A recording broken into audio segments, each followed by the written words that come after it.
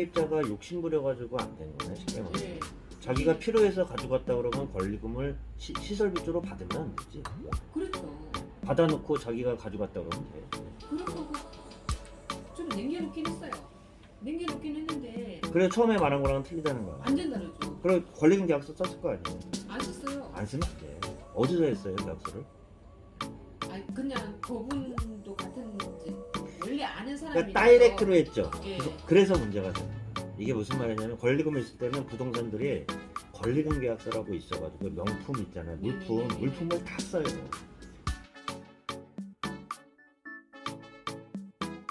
네, 반갑습니다. 부동산 전망하는 남자 골든마우스 인사드립니다. 전에도 한번 권리금에 대해서도 얘기를 드렸는데 권리금 계약서 쓰는 게 생각보다 그렇게 어렵지 않아요. 근데 권리금 계약서를 왜 쓸까요? 보통 말로도 계약이라고도 해요. 하지만 말로 서로 다른 얘기를 하면 서로 상대방들이 다른 얘기를 하면 증명하기가 어렵잖아요. 그렇기 때문에 권리금 계약서, 보통 통상적으로 계약서를 쓰게 되는 건데요. 그렇게 됐을 때 따로따로 서로 다른 말을 해도 계약서를 바탕으로 해서 제3자가 봐도 일반적으로 어떤 상황인지를 알 수 있기 때문에 계약서를 쓰는 겁니다. 오늘 잠깐 얘기 드린 것처럼 모르는 사람들이라면 당연히 기본적으로 계약서를 쓸 거예요. 그렇지만 서로 알고 있는 사람들끼리는 계약서를 안 쓰고 말로 계약하고 돈을 주고받고 계약금 주고받고 그러는 경우가 있는데 그럴 경우 아는 사람이 더 무서운 경우도 있어요. 계약서를 썼다 그러면 당연히 계약대로 기본대로 계약 상황에 따라 맞춰서 하면 되는데 아는 사람이기 때문에 계약서를 안 쓰고 넘어가서 문제가 되는 경우들이 있습니다. 오늘은 잠시나마 다시 권리금 계약서에 쓰는 그 특약 내용과 중요하게 짚어야 되는 점 간단하게나마 한번 말씀드려 보도록 하겠습니다. 권리금 계약서는 어떻게 쓸까요? 권리금이라는 거는 통상적으로 바닥피라고도 해요.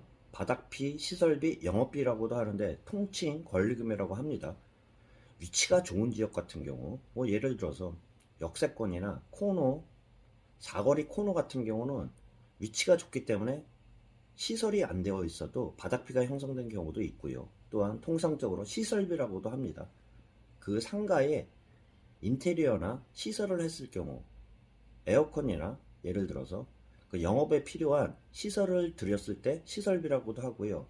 통상적으로 같은 업종을 넘겼을 때는 기존에 있는 손님에 대한 영업권도 통칭적으로 포함해서 권리금이라고 합니다. 잠시 말씀드려보면 부동산 권리 양도 양수 계약서가 있습니다. 양도인하고 양수인이 있는데요. 양도인은 당연히 넘기는 사람이라고 할 수 있고요. 양수인은 인수하는 사람이라고 할 수 있습니다. 부동산 표시에 대해서 소재지 또한 상호, 면적, 업종 등을 씁니다. 권리금 금액, 일반적으로 권리 금액은 계약금, 중도금, 잔금이 있는데요. 오늘은 특약사항에 대해서 좀 얘기 드려보도록 하겠습니다. 당연히 일반적인 계약 관례랑 거의 비슷하다고 볼 수 있습니다. 양도인은 부동산의 권리 행사를 할 수 있는 상태로 하여금 임대차 계약이 개시 전까지 양수인은 당연히 인도하여야 하며 양도인은 임차권의 행사를 방해하는 제반사항을 제거하고 잔금 수령과 동시에 양수인이 즉시 영업할 수 있도록 모든 시설 및 영업권을 포함하여 인도하여 주어야 한다. 다만 약정을 달리한 경우에는 그러하지 아니하다. 위 부동산에 관해서 발생한 수익과 귀속과 조세 공과금 등의 부담은 위 부동산의 인도인을 기준으로 하여 그 이전까지는 양도인이 부담하고 그 이후에는 양수인에게 각각 기속된다.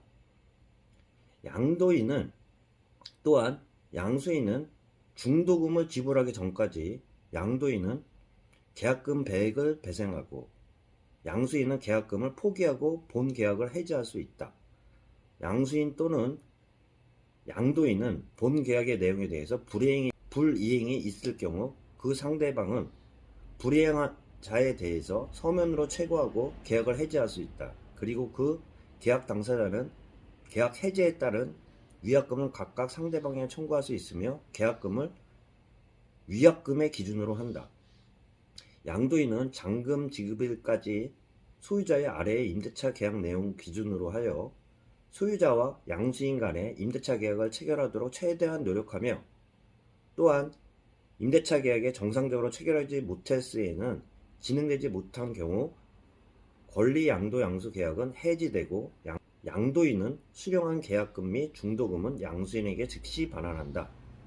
양도 양수할 대상 물건의 임대차 계약, 기존에 있는 임대차 계약 내용도 써줘야 됩니다.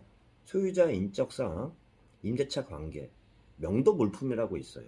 명도 물품과 특약사항이 업종들이 굉장히 다양할 수는 있는데요.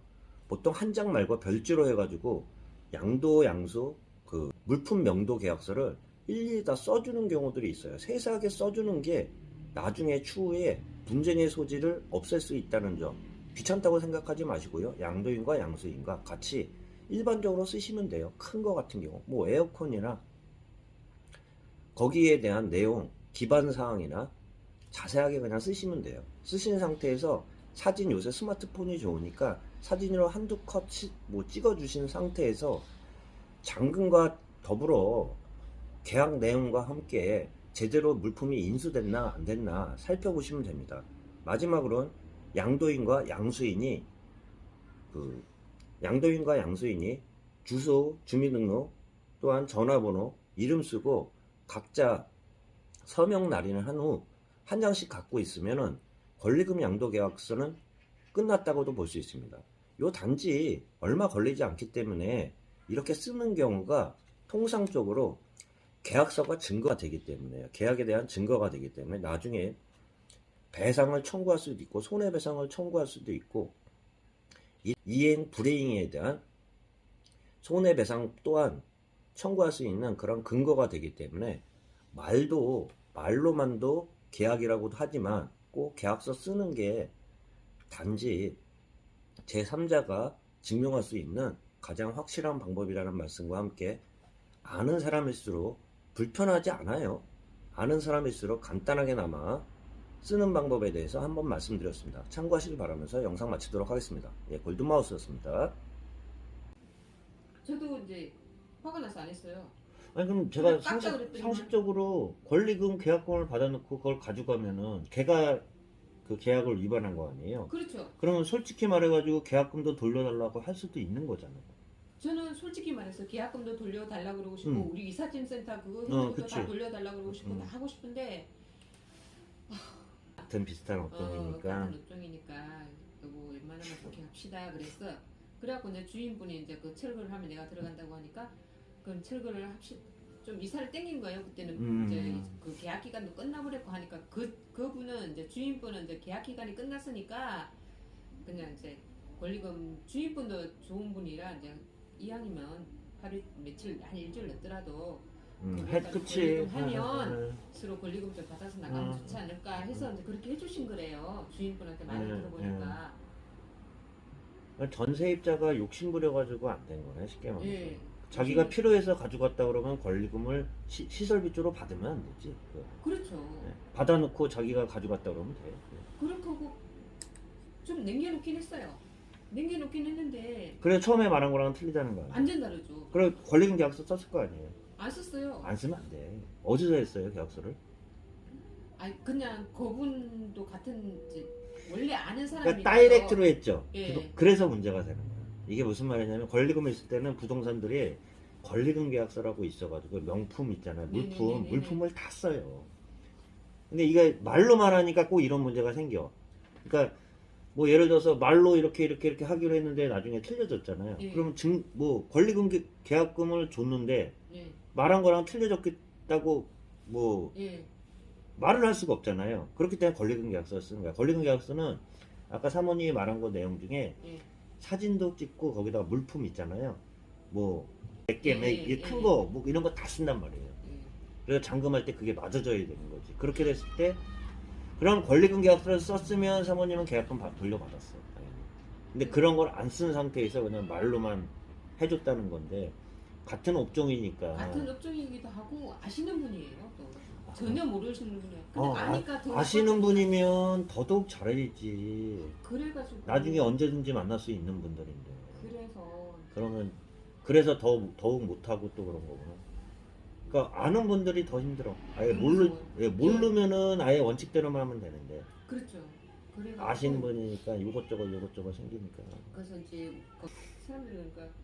사람들이 저보고도 그러거든요. 참 주인은 잘 만나서 간다고. 주인 못된 분들은 정말 못됐어요. 내가 그때 말씀드렸잖아요. 세금 신고할 때 내가 얘기 드렸잖아. 다운계약서 써가지고 세금계좌선서 용으로 해가지고 서로 쓴다고 그냥 인차인 꼬셔가지고. 의료업 요새 되게 어렵다는데 지금 동대문이나 다 했을 때 의료업 지금 다 힘들어가지고 지금 난리 났다는데 그래서 지금 경기가 지금 안 좋아버리니까 그래도 뭐 잘 되겠죠. 봤을 때. 그게 문제는 그래도 그거 이번에 지원금 나오는 것도 받으실 거 아니에요. 그렇죠. 그게 그래도 그거 많이 못 받아요. 100만 원밖에 안 그렇죠. 나오잖아요. 그래도 없는 거보다는 낫잖아. 안 그렇죠. 받는 거보다는. 없는 것보다 훨씬 낫죠. 그나마 뭐 요새는 그래도 월세라도 카바라도 할 수 있으니까. 예 직원 옛날에 많이 쓰셨어요? 그렇죠.